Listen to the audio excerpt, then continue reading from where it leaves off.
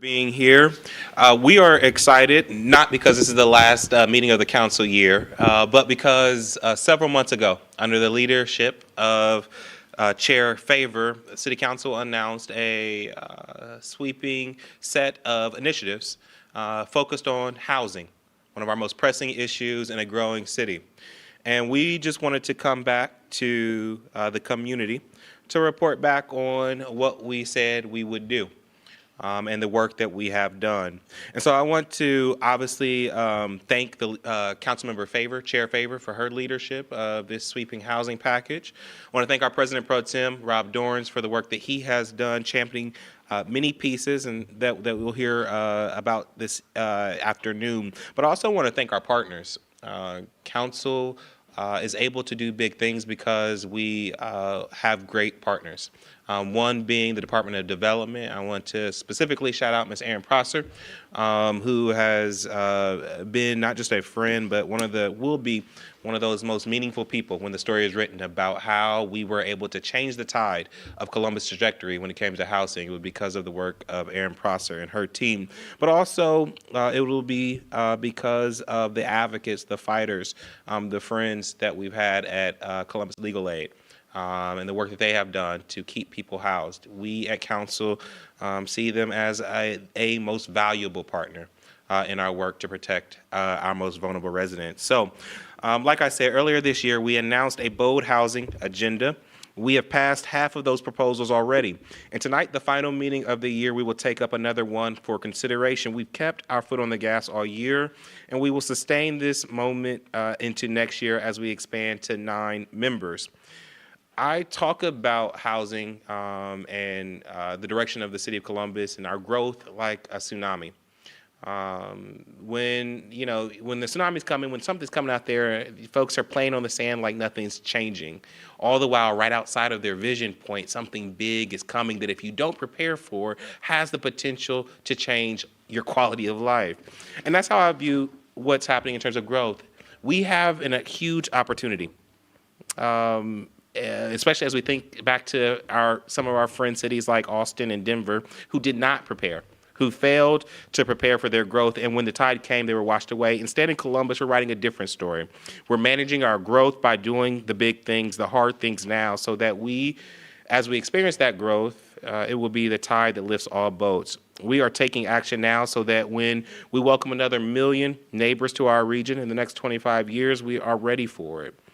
That as we get bigger, that we also get better, more equitable, more dynamic, and more open. And that's why this vote tonight to expand our affordable housing incentives to every neighborhood is so important. That's what this housing agenda is all about. As you'll hear from Councilmember Favor, we've allocated over $93 million in emergency rental assistance for over 17,000 households. And we've invested millions more in eviction prevention, renter protections, down payment assistance, and more. This is about making sure that we are lifting everybody as we grow. It's also what rewriting our zoning code is all about. And as you'll hear from Councilmember Doren's, that takes the hard work. It's also what Link Us is about with our transit initiative next year, which you'll hear a lot about from me and from Councilmember Rosa de Padilla over the next year. This council believes that people who have lived here their whole lives should not be priced out of their communities. We also believe that we need to make those communities accessible for more families. This is a difficult balancing act, but it is one that is possible if we take action now. And that is what we're doing. So I'm proud that this is a pro-housing city council because pro-housing means pro-people. And we will continue to be such. And so I said thank you, but I'm really proud of the work and the leadership of my friend and of the chair of the Housing Committee who got us here, who told us told the community what we would do, and then did the work to lead this caucus to get us here. And the work is not done. And so we appreciate your leadership and look forward to more even next year. Councilmember Favor. Good afternoon, and thank you, Council President Harden, for the introduction and for your leadership. Columbus and its surrounding region have grown dramatically in population and economic prosperity over the past 2 decades, and is one of the most economically vibrant areas in the country. Yet, many of our residents are not benefiting from this economic success. Housing, and in particular, affordable housing, has become an increasingly serious concern as the housing market tightens with population growth, rents rise to take advantage of increasing demand, and incomes are not keeping pace with housing costs. Housing is the cornerstone of our community, a fundamental human right and a catalyst for individual and societal well-being, stability, and economic opportunity. That is why in March of this year, this council came together to announce City Council's 2023 housing initiatives, a 12-piece policy plan that outlines significant and necessary steps to alleviate the impacts of the growing housing crisis. On July 31st, in just 4 months, Council passed 6 of the 12 initiatives. These policies range from third-party payment and pay to stay, critical rental protections that help tenants prevent an eviction, $350,000 in down payment assistance as part of a $1 million fund aimed at increasing home ownership opportunities, $1.5 million for tenant legal representation at eviction court, and additional dollars toward home repairs for our seniors. While Council's 2023 Housing Initiatives Plan was a transformational way in which our city can address housing, our commitment and work goes way beyond this plan. Overall, this year, Council has passed more than $7.5 million in housing initiatives aimed at preventing evictions, providing renters, and making landlords whole. Additionally, in total, from the inception of the city's emergency rental assistance program, we have allocated over $93 million in emergency rental assistance funds, as Council President Harden elaborated, providing critical assistance to more than 17,000 households. And I think it's important to underscore that number because it is due to the due diligence of the Department of Development, due to the leadership of Director Michael Stevens and Assistant Director of Housing Strategies, Aaron Prosser, and our due diligence to ensure that those dollars got out to the residents of Columbus effectively, that we were able to receive additional dollars for the federal government to continue to support residents in the city of Columbus. And that is only due to the due diligence of our leadership at the Director's Department. Tonight's City Council's meeting will mark together another significant step in addressing the housing crisis with proposed investments of approximately $4.5 million. Among others, this includes $4 million for the Central Ohio Land Trust and $1.2 million for winter warming centers, a critical investment to ensure that residents experiencing homelessness have access to safe and warm shelter during the winter months. This year, we have made a significant impact in housing, but this work is far from being done. As we look to 2024, this council and I remain steadfast in our commitment to addressing housing and homelessness. We are actively planning for the future with a series of ambitious initiatives, designed to address the root causes of the housing crisis, including the remaining policies laid out in the housing initiatives, the vacant and housing foreclosure registries, led by Council President Pro Tem Doren, which aims to address the issue of vacant properties to optimize housing availability and prevent blight. It is Monday, right? Wholesaler regulation, led by Council President Harden, which will ensure responsible practices within the housing market to protect the interests of both buyers and sellers. An accessory dwelling unit pilot program, championed by Councilmember Remy, which will foster housing diversity options. The rental registry, which will be led by Councilmember Bankston, to ensure improved living conditions for all Columbus renters, and a rent increase notification policy, which will be led by my office, which aims to enhance tenant protections by requiring advance notifications of rent increases. In addition to these, we look forward to sharing more policies and investing more to address our housing crisis. As always, I want to reiterate that there is no silver bullet to fix the problem of housing. However, City Council does acknowledge the challenges this housing crisis presents and is committed to providing tangible solutions to further protect renters, build home ownership opportunities, and increase the housing stock in our city. Columbus is truly at an inflection point. Do we continue with the status quo, or do we embrace aggressive and progressive change that uplifts the entire community? We choose the latter. With that, it is now my honor to introduce Council President Pro Tem Doren. Thank you, Chair Favor. Appreciate everyone being here today. As Council President Harden mentioned, one of the things that it serves as a direct barrier towards bringing more housing online here in Columbus is our zoning code. Our zoning code, the base code, is over 70 years old. And if you've heard me talk about this before, you know one of the things I'll remind folks is that it's very rare for any of us to be doing something the same way we were doing 70 years ago. When we think about how much the city has changed in 70 years, it doesn't take long for you to drive through our neighborhoods, to go through our community, and see the changes that have happened all across Columbus. And to think that we have a code right now that was in place generations before many of this growth has happened. That serves as a distinct barrier towards bringing new housing online in our city at a time that we know the growth in Columbus is exponential. When we talk about having 1 million people in the city in the not too distant future, it is incredibly important for us to remove this kind of barrier. That is why the zoning initiative here in Columbus is centrally focused on really evaluating why our code encourages the things it does or doesn't. And that zoning initiative right now is looking at a way for us to address these pressing needs, really to reevaluate how our land use policies translate out in the community on dozens and dozens of corridors all across Columbus.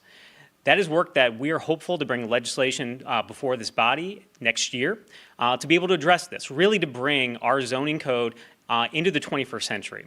Again, to account for those tens of thousands of new residents that will be coming here to Columbus to call our city home.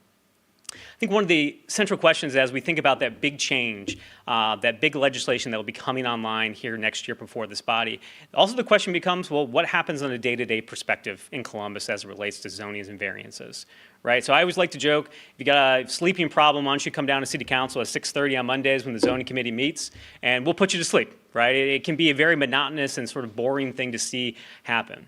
But don't let that fool you. This past year, through City Council's work, along with our partners in the administration, over 10,000 new housing units have been planned because of rezonings and variances that have moved through the zoning committee. Almost 10% of those have some affordability attached to those units. So when we think about ensuring that more housing is coming online, it's making sure that we're looking at ourselves in the mirror and making sure that we're not part of that red tape to keep some of those projects from coming online to create more housing opportunities for folks all across Columbus. And it takes our area commissions, it takes our civic associations, it takes community leaders to be able to understand the big changes that are happening before us. And when I took over this committee over 2 years ago, we realized that there were times in which we were not moving fast enough here at Council. That does not mean that we ignore the concerns of the community. That does not mean that we ignore the changes that we reflective in neighborhoods across Columbus. But we also know, as both Chair Favor and Council President Harden mentioned, we are at an inflection point. More housing across the city needs to be our policy as a city. And when I look at things like the Department of Building, Zoning and Services, bringing a project manager type of role to make sure that multifamily projects in Columbus are ensuring that they are getting the attention internally to make sure that they're moving through the internal approval processes as quickly as possible. And then ultimately it's council's work with our neighborhood commissions and other folks, really to make sure that these projects are getting before council in a way that is appropriate, but also to ensure that more housing is happening across Columbus. That 10,000 units is over 3,000 more than we saw come through the committee last year. We know we need to do more, but we're trying to make sure that as we think about big, bold changes to our code in the future, that we're also focused on today, to make sure that we're not standing in the way of ensuring that more families in Columbus have a roof over their head. And as Chair Favor also mentioned, I've been very proud to work on legislation to create a vacancy and foreclosure registries here in Columbus. We know that those properties need to be turned back into productive housing units. Allowing folks to sit on what could otherwise be a roof over some family's head in perpetuity without any burden We know that we need to make sure that there's more of an opportunity to return those units back into productive use. And that's what those two registries are focused on. So as Chair Favor and Council President Harden mentioned, it's not only the details that are happening before Council Day with all these initiatives, but it's also thinking about what is going to happen in 2024 and into the future. And that is something that this council is intensely focused on to make sure that, again, at the end of the day, as more families call Columbus home, that there are more housing units to account for that growth and to make sure that our long-term residents don't feel the pinch of increasing housing costs on an everyday basis. We know how hard that is, and my colleagues know how that translates out in our neighborhoods. We know that one of the benefits of Columbus for many, many decades has been its affordability, and we know that's starting to change, and that is why this work is so incredibly important at this time. And with that, I'm happy to, I think all three of us are happy to answer any questions you all have or do one-on-one. So at that point, we'll turn the podium back over to Council President Harden. Thank you. We can take questions. I would also invite Deputy Director Prosser and our friends from Legal Aid, just in case anybody has specific questions about those pieces of legislation that will be on the agenda this evening. But we are open to take questions.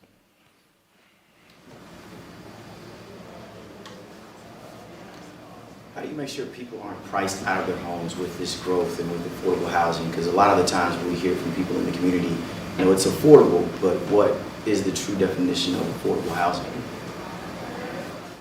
Well, part of the strategy, and there's got to be multiple strategies here, is making sure that we're supporting all different types of solutions in our community. So one of the best ones that we have that really helps zero in on your question is our community land trust model. It is a model, it's a shared equity model. It is where the city owns the land indefinitely being 99 years, and the homeowner owns the property itself. They can take that equity that is built in that property with them. Why this is incredibly important is because that is the only way that we can ensure that that specific house will always be affordable up to 99 years. There's no other way for us as the government to control the market, unlike what we can do with a community land trust model. It's also why we're putting dollars towards home ownership opportunities and making sure that our first-time home buyers are getting that fair shot to get out there and purchase a home. But it is also why we are building so many different units at so many different price points, because that takes the pressure off of just having a certain pot of units for those who are severely low income. If you've got properties that are across the range, then those folks who can afford a little bit more have the option of purchasing a little bit more. So you will see us continuing to utilize all different types of solutions to address the crisis.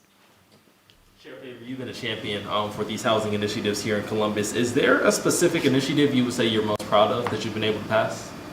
Can I just say the whole thing?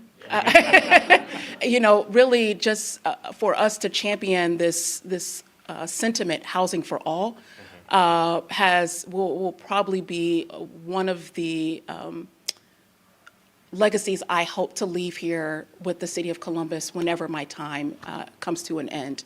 And it's because people were talking about housing, but we weren't talking about it in the ways in which we are talking about it now, me and my colleagues. I'm proud of the fact that we have tackled some very hard conversations over the last few years.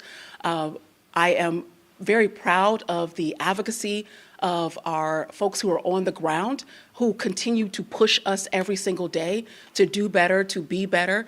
I'm proud of the folks who have come into our community to lead great organizations like the Affordable Housing Trust and like the Community Shelter Board.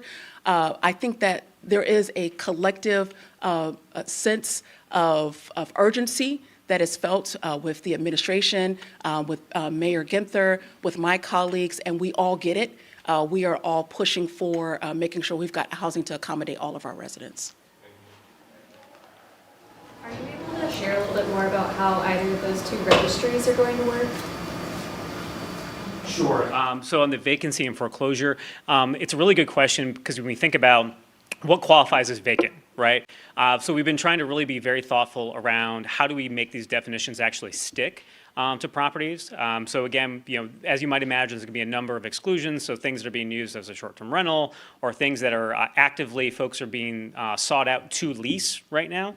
Really, what we're trying to target are housing properties that no one is really seeking to do anything with. Right, and I think the definition part of that legislation is going to be one of the more important things for us to finish up before we pass it. On foreclosure, it's a little bit easier because that's a term of art from a legal standpoint. So once foreclosure proceedings have begun in a probate court, those properties are going to fall within that registry. But again, talking about both of them generally, I mean, one of the goals here is for not only for these properties to be returned back to productive use in our community, but also to change the equation. Right, when we see property values significantly increase in our community, it's very easy for an absentee owner or landlord out of state, out of country potentially, really just to sit on the property for years at a time because of the increase in property values, right? So they're able to see that as an active investment no matter whether or not they're making money or need to sell off that asset. And what we really want to do is make sure that, one, we know where these properties are, because we know that they can be, they can create blight in a community. But also, we just want to change that equation to make sure that there is some pressure to push these units back in a productive manner. When we think about the housing crisis that we have in Columbus, it seems a little bit crazy to me that anyone would be sitting on property. That said, we know it's happening. In speaking with the Department of Building, Zoning, and Services, when they've looked at generally properties that are in some type of code compliance issues that they're having, they're looking at thousands and thousands of units that will likely fall within this definition. So it is not sort of an abstract issue. It's something that's happening all across Columbus in every neighborhood. Thank you. Actually, we're going to cut it off now, but we're happy to do one-on-ones. They have a meeting to get to. Thank you. Thank you so Thanks. much. One-on-one. Yeah. Good job. Sure.